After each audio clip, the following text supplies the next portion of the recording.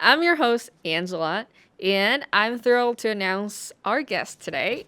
Carol is someone who I work really close with, and she is a multicultural individual. She was born in London and to a Brazilian Japanese father and an Italian mother. She lived in UK for 4 years and moved to Sao Paulo, Brazil after. There, she attended a K 12 American Christian International School. And when Carol graduated, she got the opportunity to attend college and play soccer for Malone University here in Ohio, where she never would have expected to end up. She's now has been in the States for the past 6 years. Welcome, Carol. So how was it? Tell me, what was it like when you first landed in Brazil? What was the surprise reactions by the family? Man, it felt really surreal when I landed because it had been 4 years basically since I had been home in Brazil. I waited that long just because I was a bit hesitant with visa stuff and maybe a bit traumatized when I was stuck in Brazil because of the COVID travel ban. So, yeah, waited a bit to go back home, but because it had been 4 years and I just felt like it was time to return, I came back and yeah, landing was strange, a jumble of emotions. As I'm going through the airport, it felt like I hadn't been there in forever. And felt weird to, be surrounded by Portuguese speakers again rather than English speakers. Felt weird seeing signs in Portuguese all over the place, seeing some restaurants that, are classic to Brazil. Um, and then just, on the way home to surprise my family was uh, a bit strange to be back on the road in São Paulo and feeling the traffic, seeing motorcycles going in between cars, seeing the city skyline mixed with nature. Um, yeah, all the things. It was pretty surreal. My family was completely shocked. They did not know at all that I was coming to surprise them. My brothers did a great job in keeping the secret. Gotta keep the secret. Yeah, it was super, super great seeing their reactions because, yeah, it had been 4 years and I missed seeing their faces. And it was even better because I got such a crazy reaction from them. A lot of tears from my mom, my grandma. My Italian family was also there this time around. They hadn't been to Brazil, I don't think ever. And they wanted to make a trip to visit my mom and um, my grandma, and obviously my brothers. My one cousin even was saying, "Oh, you should come to Brazil because we're gonna be there this time around." And I'm over there, lying, like, "Oh, I'm sorry, I can't go." But in actuality, I was preparing the surprise. So it was just priceless to see their faces in complete shock, jaws dropped, tears started streaming down their faces. My grandma was quick and already like walked towards me and gave me a hug and was saying, "This is the best Christmas present ever." And yeah, it was just a real love fest, like a great return. Um, and then the next day, I surprised my dad, and he didn't recognize me at first, partially because he was not wearing his glasses. So he squinted at first, like, who is this girl? And he thought I was my Italian cousin. Um, we look nothing alike. So that was funny. But he was also in complete shock. Like, wait a minute, this is my daughter, Carol. And he just comes to me, gives me a hug, starts jumping in joy. Um, so just, yeah, 10 out of 10, probably 20 out of 10. Surprise. It worked out great. And yeah, was just super worth it doing that surprise. That's so fun and so heartwarming too. Just being able to like, reunite it with family. I can definitely um empathize with, being away for really long and not seeing family members. Were there any unexpected aspects while you were home of like, oh, I almost forgot this is what it felt like in Brazil. Unexpected aspects that I encountered. I mean, the biggest thing probably was how bad at Portuguese I had gotten over the years, how rusty it became. I was so hesitant to speak. It was like I was embarrassed at my Portuguese and I hesitated to let words come out because it was as if it was stuck and I didn't remember how to properly speak Portuguese. It was weird.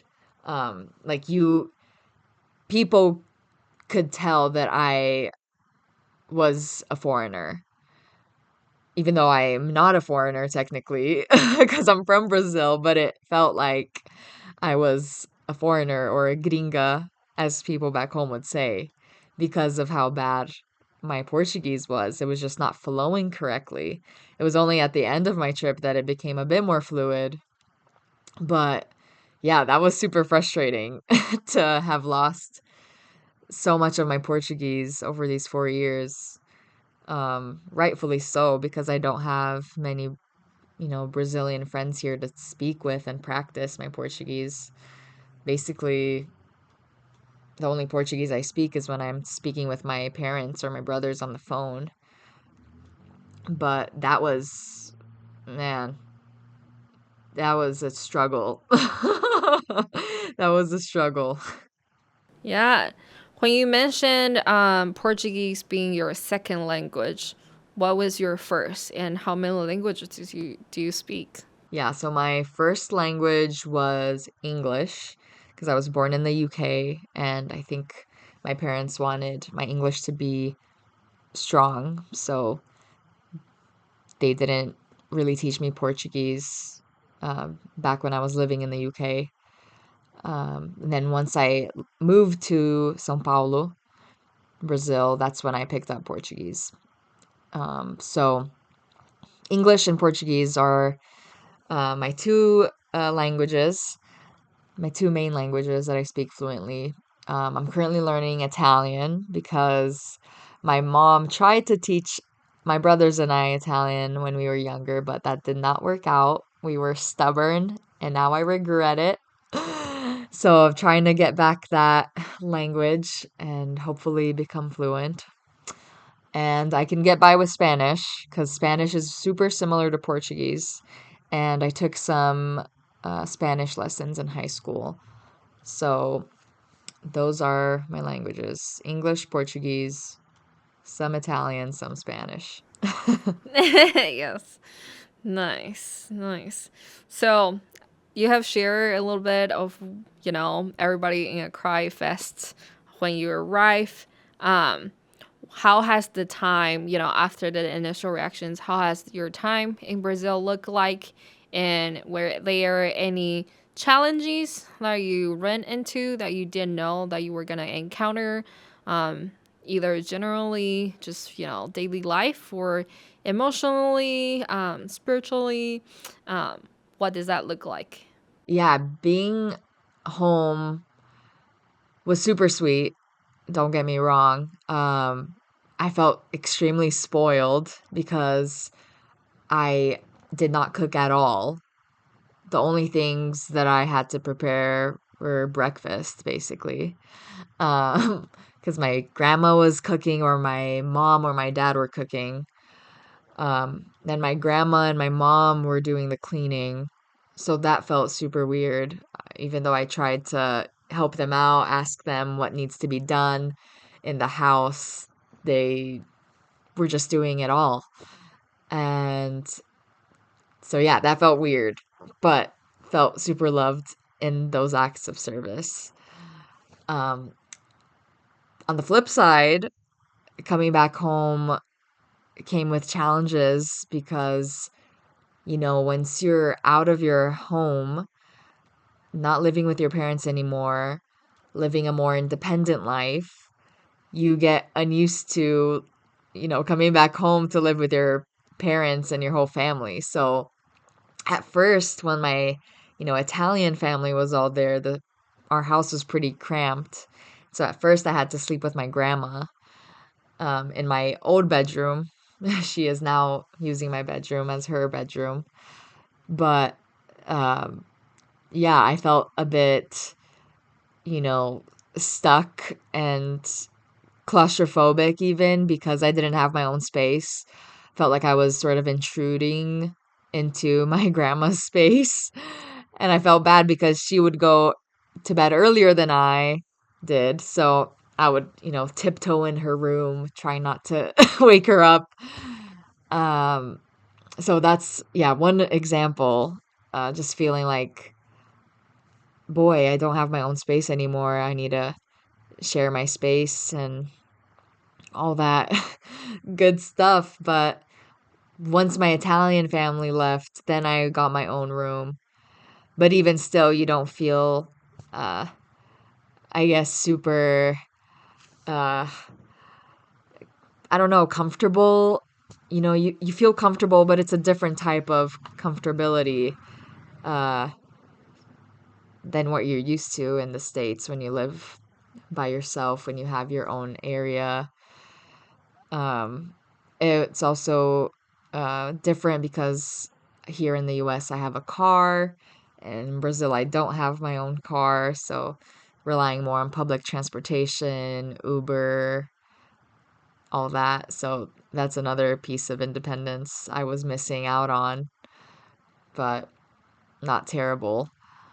So yeah, those were some things that I noticed. It's definitely hard living with your family once you leave. Yes, yes. Is that something that is very emphasized in Brazilian culture, in a sense of like, how American culture, I feel like from my personal experience, is more like individualism, you gotta be productive, you need to do something, you gotta work hard until you make it. What does that look like in Brazil, and how have you felt the differences during your time? Yeah, I think, you know, back home, people see students who go abroad, to study in the US. Oh, they're probably gonna be super successful because they're going to the US. They're gonna get that good college degree and then good career, and then ultimately get a green card or whatever type of visa that can help them stay in that country. I think that's a big idea that people have. Like people who go out the country have what it takes to be, as the world says, successful. Um, and that, yeah, that goes with the culture there. Um, I think a lot of international students sort of feel that wherever they're coming from, but that's also true in Brazil. So yeah, that definitely contributed to the tension that I felt, in asking those questions. Like, oh, should I have gone into, law degree, or Should I have tried engineering or becoming a doctor? Because, you know, that's high status. That's making it here, and being successful. Um, but I had to constantly remind myself of the truths of God and the calling that He gave me to ministry, because none of it was a coincidence. I believe He opened these doors for me to be where I am today, as cheesy as that may sound. So, yeah, it was a constant fight between, yeah, the enemy trying to bring me down and me holding on to the truths of Jesus and his calling for my life. Ministry is, it can be anything we do. When I say, you know, ministry, I say my work with IFI, which is, working with international students, or as people call ISM, or International Student Ministry.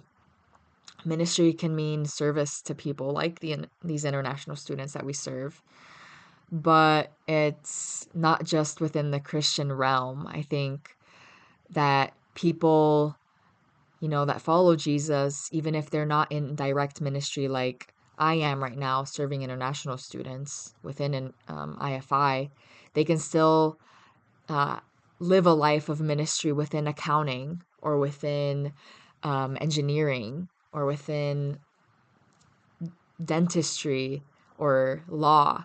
Whatever it is, their life can be ministry. Our lives are supposed to be a ministry to God, to uh, testify his goodness. You know, um, our work is ultimately all worship to God. And so, whatever type of ministry that is, if we're, serving that to the Lord, I think he'll be proud. Mm-hmm. Yeah, I think saying no is definitely a hard skill to master. I felt like that when I came to the state too. When you mentioned that you kind of became a, people pleaser, you're saying yes to a lot of things and wanted to have a packed schedule. Tell me a little bit more. Like, what was that transition look like? Why? What has inspired you to saying yes to more things and being more open, wanting to have more things on your plate? Yeah, I feel like over the years of living here, I've become a more on the go person. I think which comes through, the US's individualistic, task oriented culture of achieving a lot, getting things done, setting goals, checking off boxes, chasing after the American dream, having a busy schedule. I've definitely got caught up in that culture over the years. And so when I went back home and mostly, you know, rested, didn't do as much as I do here, my routine was just slower. It felt weird. And I was talking to a friend. She asked me, oh, how was your trip? Did you do anything productive while you were there? And I went, oh man, I wasn't really productive. I mostly rested and, worked remotely, but didn't do as much as I expected. It was pretty slow and restful. And she goes, well, rest is productive. I'm like, shoot, you're right. You're right. So, yeah, having to remind myself, going slow and easy is okay. That's what Jesus calls us to do. Is, even God Sabbath. He took a Sabbath on the seventh day. And that's why one of my biggest goals this year for 2025 is to live a more unhurried life, to live a quieter life, slower life. I feel like so much noise has gotten into my head and into my schedule, um, that I've forgotten how to properly Sabbath, and properly take care of myself. Um, São Paulo is still busy. It is one of the biggest cities. It is the biggest city in South America, I'm pretty sure. And yeah, it's sort of like a New York City of sorts, but there's still this, I don't know, slower community, sort of slower way of life, even though it's in the city. Um, I feel like compared to the US, they still have a more collectivistic, slow pace of life. Um, so I'm trying to get that back, trying to be more chill and say no to certain things and put boundaries in place and be more intentional with my schedule. Yeah. It almost became like the more that you're able to put in your schedule, the more you're able to quote unquote achieve, the more valuable slash commitment responsibility that you're being seen as. And I can definitely relate to that part. I feel like when I came to college, everything is so new and all of the experience looks so fun. You just really wanted to be part of it. And it wasn't until like I came to into professional roles and in my work, I'm like, oh, I can't say no to everything because I can't. I just don't have the energy and it's not sustainable for every human being to do everything possible in the world. So that is definitely a hard, you know, process to trying to figure out, okay, now I need to go back and set the boundaries. I need to say yes to something, say no to something, but what does that look like? Yeah, is there any I guess you have already shared a little bit, but is there any advice or suggestions of maybe someone out there that's navigating similar topics or challenges that you would, you know, ask them to do when they are returning home or, you know, experiencing that reverse culture shock? Like, what has helped you in this process? Hmm. Yes. Um, yeah, as I said, it was weird, you know, being back home because it had been such a long time and you don't realize how much has changed, not just in your surroundings, in your family, but also I've changed along the years a lot. We're constantly evolving humans. And so you go back and you realize you're not the same person that you once were once you left home. And you might not meet certain people's expectations either. They might still think you're the person that left back in that time. They still think you're the Carol from 2021. In my case, that's when I left. Um, and so, yeah, I think I felt sort of, um, maybe sort of feeling guilty at times that I might have not met certain expectations of people.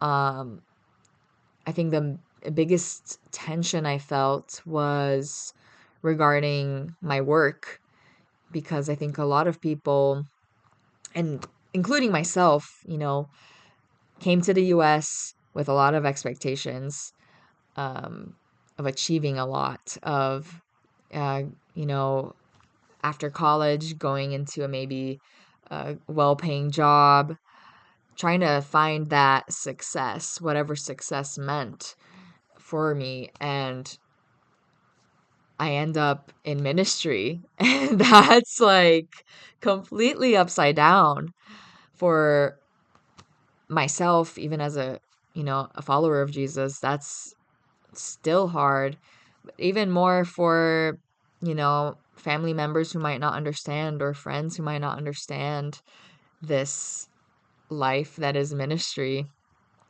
And so I felt this tension between the world and the kingdom just like clashing and going against each other. And I felt a lot of comparison come in. I felt a lot of maybe shame, frustration, questioning a lot. God, did I take the right path? Am I supposed to be in this area of ministry? Am I supposed to be doing something else? Have I wasted potential? So many questions, and a lot of, I think, fights uh, with the enemy too, of him trying to, lie to me, saying, oh, you did waste your time. What are you doing in ministry? So many questions came up during this time at home. And I sometimes felt invisible by people, even. I felt really dismissed because I was in this field. Um, but thankfully, it was not all dismissal. There were a lot of encouraging moments. But yeah, it was really tricky to navigate this battle between the world's view of success and then what God deems as success. So, yeah, that was probably the biggest thing. Yeah, and I felt like maybe a lot of other students out there can also relate of you know their major of choice wasn't the cultural norm or expectations of what they study abroad for. And I know for my personal experience, choosing to study something that is last paying job, even came out of college, I can feel like, oh, but my parents or my grandparents, my family has put all of this effort in raising me, or kind of quote unquote invest in me, with helping out on tuitions and other things. There's that need of like returning the favor with a good degree, with a high paying job, with a stable income and stuff like that. And that's definitely a hard place to be, between that difference. But the thing is, like, success doesn't look one way. You can be super successful in engineering, but you can be super successful in geology. Like, it's not one route or one trails that goes to Rome. There are many merry roads you can take and streets, that you can accomplish the will that he has for us. So that is definitely very cool. And thanks for sharing that. Is there anything that you wish that you wanted to talk about? You wish that we have covered? Yeah, to those going into a new culture and to those going back into their old culture, I would say have grace for yourself. You know, you don't have to beat yourself up so much. I think I did that a lot and was really frustrated when I couldn't fit in or didn't understand the culture at first. And then also beat myself up, this time in my trip after 4 years of not being home, beat myself up for my Portuguese being not the best, and beat myself up for uh, not doing as much as I thought I would do during my time home. But, it's okay. Things are, as I said, constantly changing. And if home doesn't look like how it used to be, it's okay. Like you're gonna be okay. You're you're gonna be adaptable because that's how humans are. We can adapt. And yeah, to those new to a certain culture, yeah, try to, yeah, not lose yourself in that new culture. I think it's cool to try to assimilate and always good to learn about the new culture and, yeah, respect it. But also, I think it's super sweet to hold on to your roots and bring that into the new culture you're stepping into, because you can teach so many people who don't know about your culture um, what it's like. And yeah, maybe even spur change within that culture to maybe live a slower life if they are faster paced or whatever it may be. Yeah, that's great advice. And that's all the question I have so far. So if there's anything else that you would like to share, feel free to take the floor. But I really appreciate your openness and vulnerability in sharing your experience about returning culture shock and how you navigate kind of the tension between cultural expectations and the worthiness of what professional career looks like here in the States and how that is expressed differently for all of the students. And so, yeah, thank you so much for being here today.